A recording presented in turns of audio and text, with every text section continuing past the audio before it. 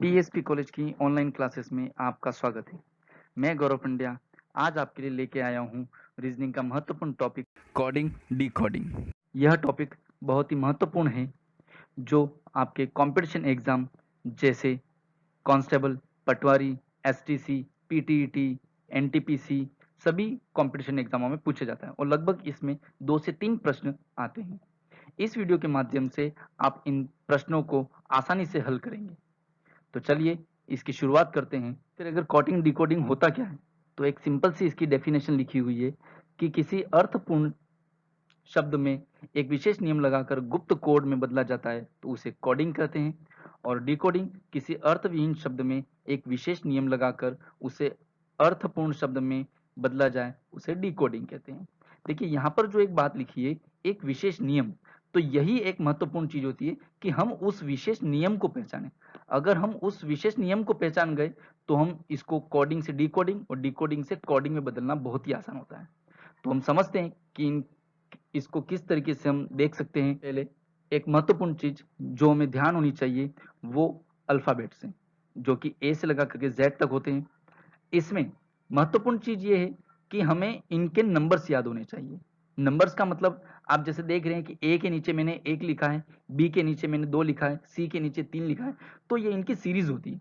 Randomly in सब चीजों को नंबर याद होने चाहिए। जैसे कि कोई हमसे पूछे क्यू, क्यू का मतलब क्या है, तो क्यू पे डायरेक्ट हम बता सकते हैं कि भाई क्यू का जो है वो 17 नंबर पर है।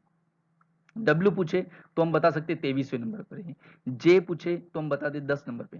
तो इसकी आपको अच्छे से प्रैक्टिस करनी पड़ेगी। वैसे इसकी एक ट्रिक भी होती है, इसको किस तरह से हम याद करें तो आप मुझे कमेंट बॉक्स में लिख करके बता देना। अगर आप इसका ट्रिक चाहते हैं तो हम इसका एक और वीडियो बना सकते हैं। चलिए इस टेबल को आप कंप्लीट करें और इसके आधार पर हम किस तरह से सवाल पूछे जाते हैं और हम कैसे सॉल्व करते हैं वो हम आगे देखते हैं।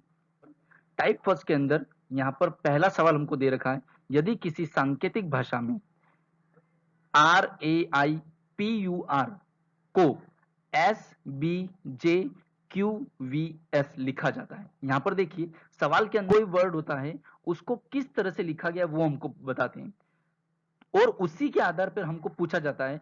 यहाँ पर आगे लिखा हुआ है, तो उसी भाषा को KANPUR को कैसे लिखेंगे। तो आइए देखते हैं हम कैसे चीजें। हमें सबसे पहले RAIPUR और SBJQVS के बीच में संबंध देखना पड़ेगा। वो संबंध पता करने के बाद हम KANPUR के ऊपर काम करेंगे। तो चलिए हम देखते हैं आगे किस तरह से करते हैं। तो यहाँ पर आप देख रहे होंगे कि हम सबसे पहले यहाँ हमने जो RAIPUR लिखा हुआ उसको इस तरह से लिख दिया हमने यहाँ पर। अब उसके बाद हम SBJQVS उसको हमने लिखा। अब हम सबसे पहले क्या करेंगे, इनके नंबर्स लिखेंगे कि R है तो R का ऊपर क्या, R का नंबर क्या होता है, तो R 18 होता है। A का क्या होता है, 1 होता है। तो इन सब के ऊपर नंबर लिखेंगे हम। तो हमने देखा यहाँ पर नंबर आ चुके हैं सारे 18, 1, I को अपन 9 बोलते हैं, P को 16, U को 21, R को 18। इस तरह से ये नंबर आ चुके हैं। उसी तरीके से हम SBJQVS के भी नंबर चुके हैं। अब हम इन नंबरों को देख करके उस कोडिंग को ध्यान रखेंगे कि हमको यहाँ पर क्या ट्रिक लगा रखी इन्होंने। तो जब हम यहाँ पर देख रहे हैं इसको, तब हमको पता पड़ रहा है कि ऊपर 18 है, नीचे 19 है, ऊपर 1 है तो नीचे 2 है, ऊपर 9 है तो नीचे 10 है, ऊपर 16 है तो नीचे 17 है, ऊपर 21 है तो एक 22, 18 है तो आ रहा है 19। मतलब हम इस कोड को देख करके समझ सकते हैं कि यहाँ पर एक का इंक्रीमेंट किया गया है। एक का क्या किया गया है, इंक्रीमेंट, एक जोड़ा गया है इसके अंदर। तो हम देखते हैं किस तरह से बता रखा है यहाँ पर। तो देखिए यहाँ पर कि इसके अंदर एक जोड़ा गया। आपको समझ में आ रहा होगा मैं क्या कहना चाह रहा हूं। तो यहाँ पर एक मिनट, तो बस यही कोड अब हमें KNPUR के साथ लगाना है। तो जो भी इनके नंबर होंगे उसमें एक जोड़ करके जो भी हमारा नंबर आएगा, जो भी अल्फाबेट्स बनेंगे वो हमारा आंसर होगा। तो चलिए देखते हैं क्या चीज होती है।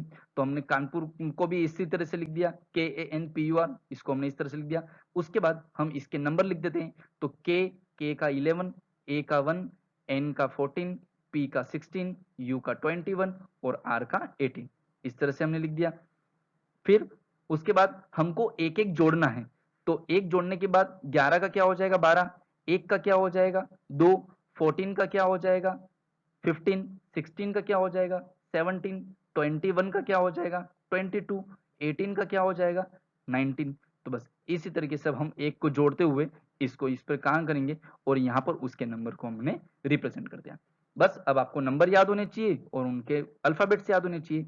तो 12 का कोड क्या होता है, B2 का कोड क्या होता है, 15 का कोड क्या होता है, ये आपके सामने आ चुका है। तो इस तरीके से हमने इसका आंसर दिया है। अब यहाँ पे आंसर जो हमारा आ रहा है वो LBOQVS, तो यानी कि हमारा आंसर हो जाएगा C, LBOQVS। मुझे आशा है कि आप समझ पाए होंगे। यदि किसी सांकेतिक भाषा में MOUSE को NNVRF लिखा जाता है तो WIZARD को क्या लिखा जाएगा। तो बस वही तरीका, सबसे पहले माउस को MOUSE को क्या लिख रहे हैं, ये NNVRF, तो उसी को हम क्रम से लिखते हैं। सबसे पहले तो हमने इसको लिख दिया MOUSE, उसके बाद हमने लिख दिया NNVRF, उसके बाद हमने इनके नंबर्स लिख दिए ऊपर, NNVRF के नंबर लिखते हैं हम यहाँ पर, तो हमने इनके नंबर लिख दिए।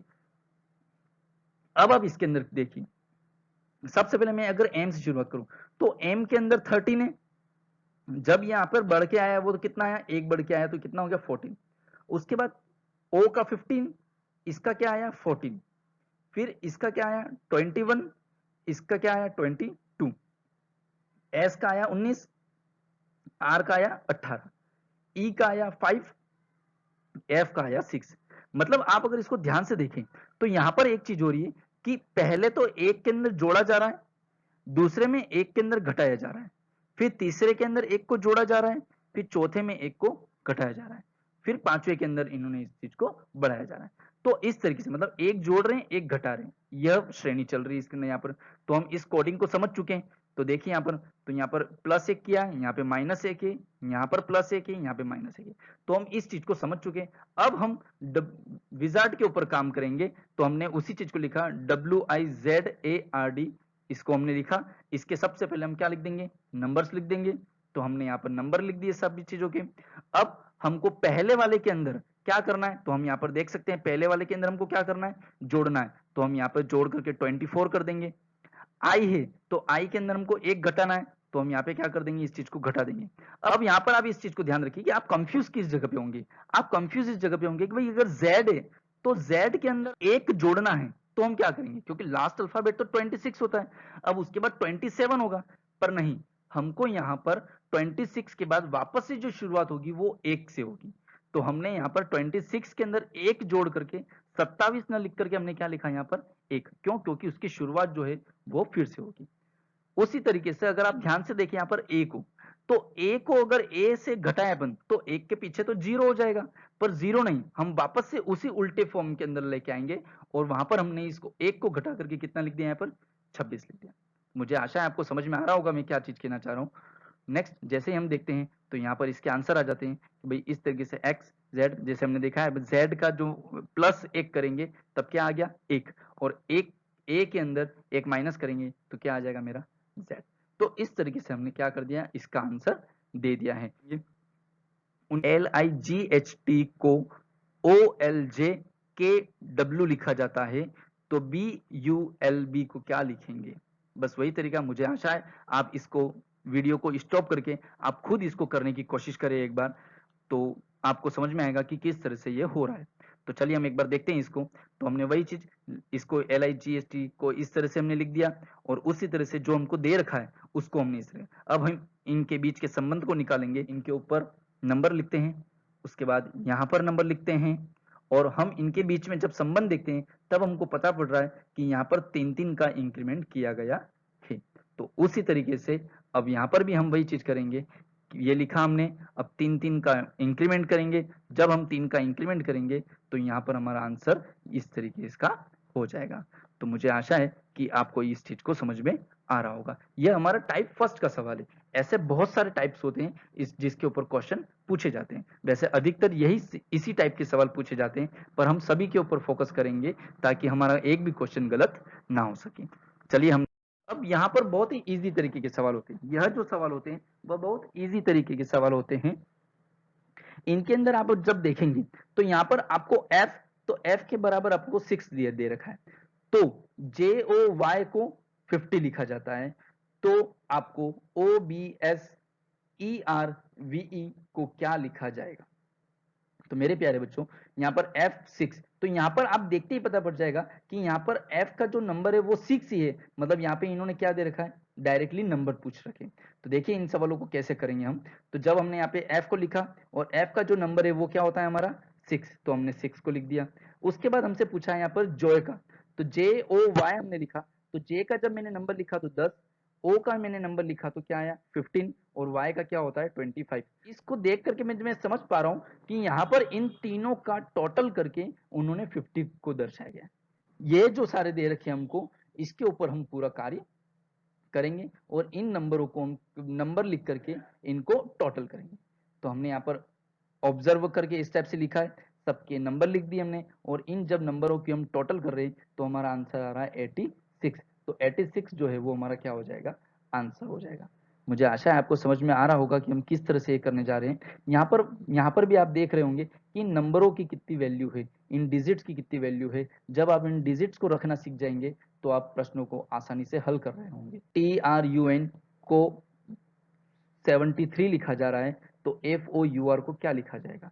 तो आप समझ चुके होंगे कि भाई किस तरीके का होगा। तो आप अपना पहला दिमाग यही लगाएंगे कि इनका टोटल करके देखें। जरूरी नहीं कि हमेशा टोटल ही हो, उसके अंदर कुछ चीजें जोड़ी जा रही हो, घटाई जा रही हो, तो उस तरीके के भी सवाल हो सकते हैं। पर अभी हम देखते हैं कि यह इसके अंदर क्या लग रहा है। तो हमने वही चीज TRUN को हमने इस तरीके से लिखा सबसे पहले, उसके बाद हमने नंबर लिख दिए, उसके जो भी नंबर होते हैं, फिर उसके बाद हमने इनका टोटल करके देखा तो यस हमको 73 मिल गया है। तो हम इस ट्रिक को समझ चुके हैं कि मतलब क्वेश्चन में क्या दे रखा है, तो यहाँ पर हमको इन सब का टोटल करना है। तो उसी तरीके से हमने 4 को लिखा, जब हम 4 के न्यूमेरिक वैल्यू को लिख रहे होंगे और इनकी जब टोटल कर रहे होंगे तब हमको यहाँ पर रिजल्ट 60 मिल जाएगा और बी हमारा आंसर हो जाएगा। मुझे आशा है बच्चों आपको समझ में आ रहा होगा। H+4 अनुपात 36 समानुपात L+5 का आंसर क्या होगा?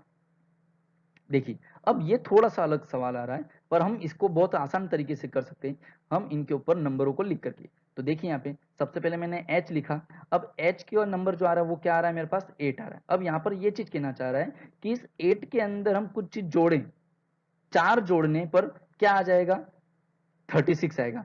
तो अब किस तरह से आएगा, तो जब मैं इसके ऊपर 8 की मल्टीप्लीकेशन 4 से करता हूँ, मल्टीप्लीकेशन 4 से किया मैंने, प्लस किसको जोड़ा मैंने यहाँ पर 4, तो मेरा जो रिजल्ट आया वो कितना आया 36। तो आप समझ सकते हैं कि इसके अंदर भी क्या करना होगा मेरे को, तो L का जो नंबर है वो कितना है मेरा 12, 12 के अंदर मैं 5 का मल्टीप्लाई करूंगा, 12 में 5 का मल्टीप्लाई किया, प्लस साथ में मैंने क्या जोड़ा 5, तो मेरा टोटल कितना बन गया यहाँ पर 65।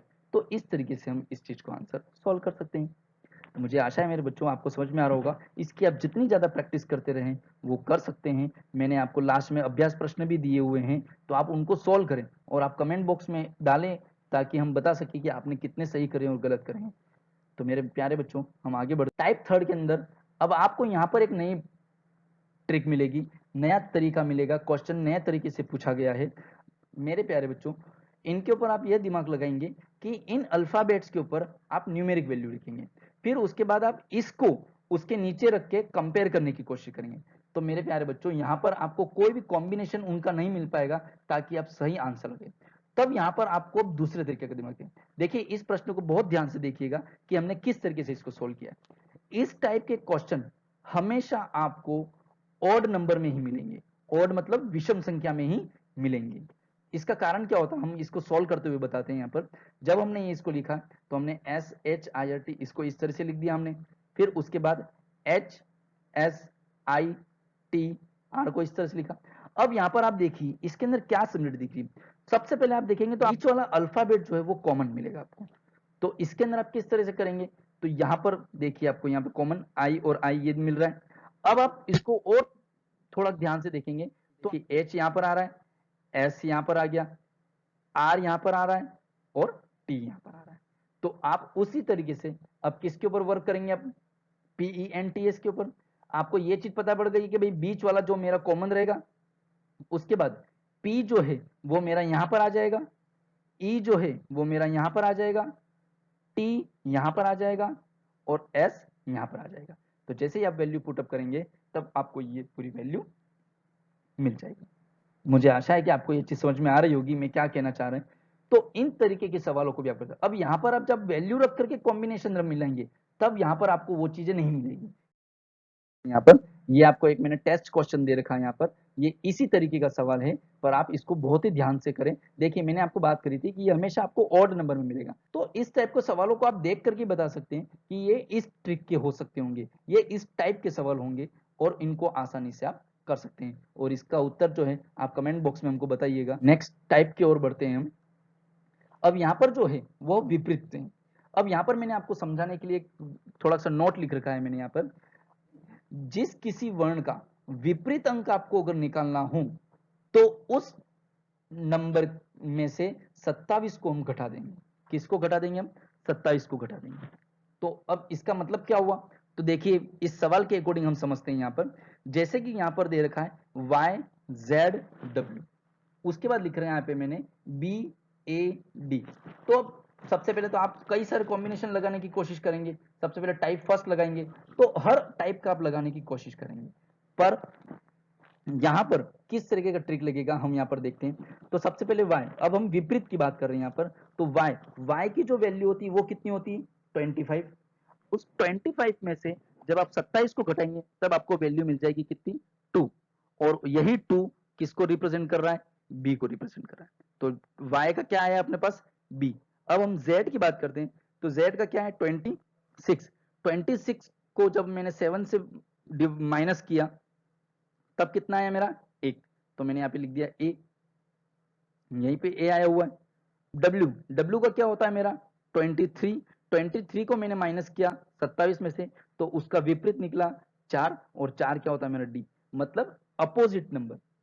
तो हमने यहाँ पर z लिखा, z का विपरीत, z जो है, z का नंबर कितना है? 26। तो 27 में से हमने 1 लेस कर दिया तो 1 आया, तो a हमारा वो हो गया। x का क्या है मेरा? 24। 27 में से 24 क्या? तो x का विपरीत क्या हो गया मेरा? c। और y का कितना है? 25। 25 27 में से लेस करें तो कितना बचा मेरा? 2। तो ये आ गया मेरा b। तो इस तरीके से हम इन सवालों को यहाँ पर कर सकते हैं। तो इन सवालों को आप बहुत ही ध्यान से तरीके से करें, इसको समझें किस तरह से हो सकते हैं और निकालने की कोशिश करें। जितने ज्यादा आप इनकी प्रैक्टिस करोगे आप इजी टू यूज इनके होते जाएंगे। और इन नंबरों को, आपको इन नंबरों को रटना नहीं है, आपको इन नंबरों को यूज करते जाना है। जैसे जैसे आप यूज करते जाएंगे और इनको समझते जाएंगे। अभ्यास प्रश्न है, आप इनको बहुत अच्छे तरीके से करें और कमेंट बॉक्स में आंसर करके दें इनके कि हमने इन सवालों को करे हैं और हमारे ये आंसर आ रहे हैं। तो हम आपको चेक करके बताएंगे कि आपने सही किए हैं या गलत किए हैं। PSP के चैनल को आप सब्सक्राइब करें, लोगों में शेयर करते रहें ताकि उनको भी इन सब चीज़ों का फायदा मिलता रहे। धन्यवाद।